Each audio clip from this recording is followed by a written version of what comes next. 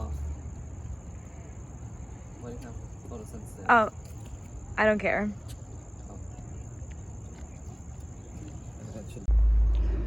Olga being a very busy person, I did not want to encroach in her time, so what I did is I emailed her some questions and she gave me all the answers to it. So we'll go through them and let you know what she said. To get some replies because I don't want to hinder or interfere in her research that she's doing. Okay? These are very important people. So let's get to it and start the episode. Okay. So her name is Olga Perera, and she works at Johnson Space Center, and her research is in EVA, which is extravehicular activities. So what she does is, you know how astronauts go to the International Space Station and they run researches on physics, for example. They do research that are based on physics. So she's the person who kind of collects all the data from those researches and puts it in the cloud and tries to make sense out of them. Okay, so that's what kind of a research scientist she is, a data scientist she is.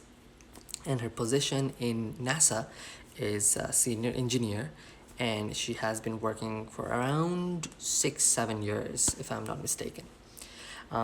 She did have her master's in applied data science from Syracuse University, and is currently doing her PhD in information systems from Dakota State University.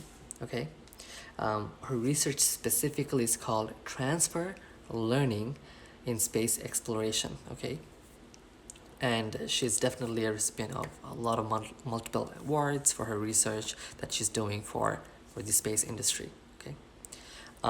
Before I go into her answers, I just want to show you a few things about NASA. If you guys don't know NASA, let me just pull it up for you now. So I think NASA was established by JFK, and well, it was established before that. 1958. JFK came in 1960-61, but JFK was like, you know, the space frontier, the final frontier. I think final frontier comes from Star Trek, sorry, but JFK really did start the space race with the Russians, and the Russians had kind of won the space race by sending Sputnik up in the air, and in Sputnik they put a dog named Laika. Okay, I know this because I read the book Sputnik Sweetheart, as a book by famous Japanese writer Haruki Murakami, and it was a fantastic book, so I never forget the name of the title of the book. But anyway, the point is, NASA kind of didn't live up to the space race, but after that, for the last, I think, until the 80s, right, NASA did a very good job in sending probes to Mars, probes to the moon, far off planets that we know of, Uranus, Pluto. Don't laugh when I say Uranus. They have been launching satellites for a lot of telecommunication companies.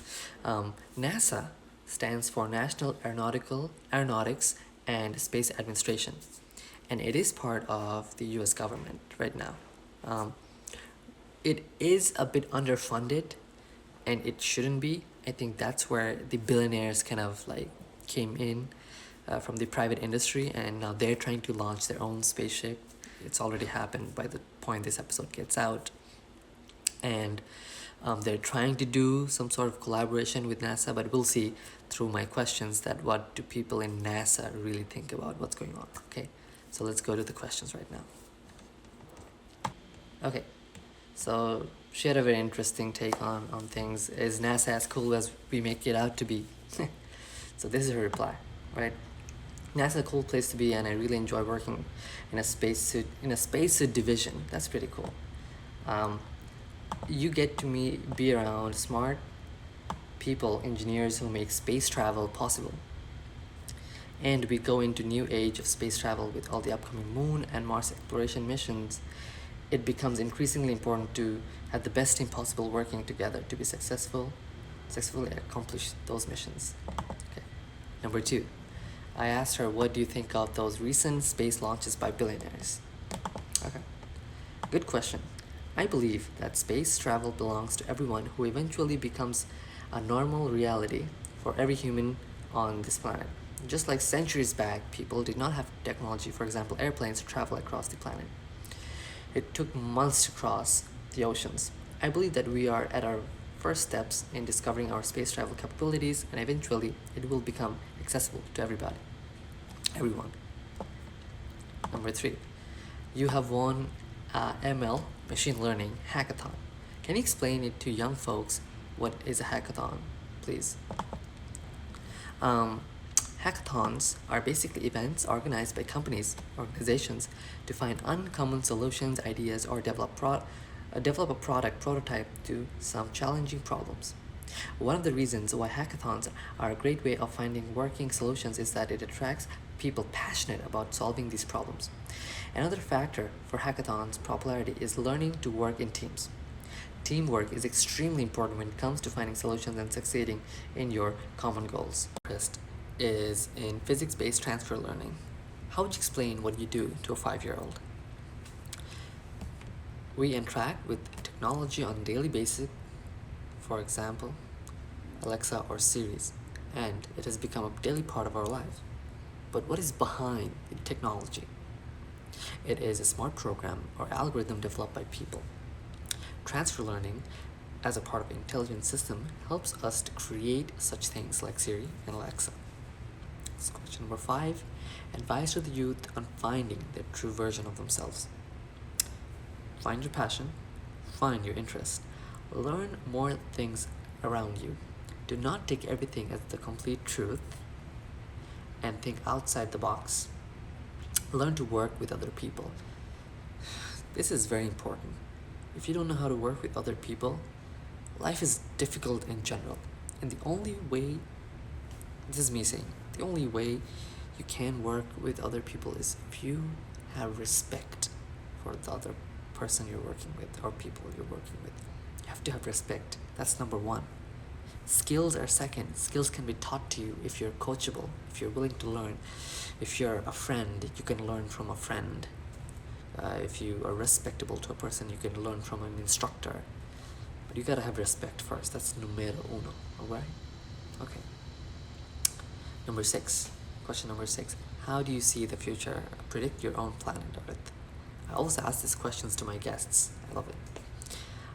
My future planet Earth will be based on balance with nature.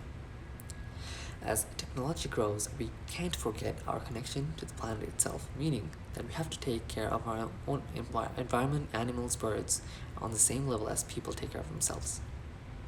I envision people working together and collaborating on common goals versus competing. This is our answer. And then the last one, question number 7. Tips on finding Zen in gardening or a starter pack for someone who wants to have their own garden one day. Yes, it was for you, ma'am, when I asked, and she kind of typed there. And the reason I asked her that question is because when I was on the phone with her, she was in her house. She was doing gardening. That's something she likes doing. And between my generation, there's a lot of things going on. We're buying succulents and trying to keep plants alive in our own house while we try to keep ourselves alive, millennials at least. And it's like a trend going on. So that's why I asked her that question, that maybe do you have a starter pack? What should we buy? What soil? What plant? Something like that. And she's like, was that question from me? Anyway, we did have a plan to do this video with her, but I just couldn't bother somebody so important doing such important work for all of us right now to be on my show.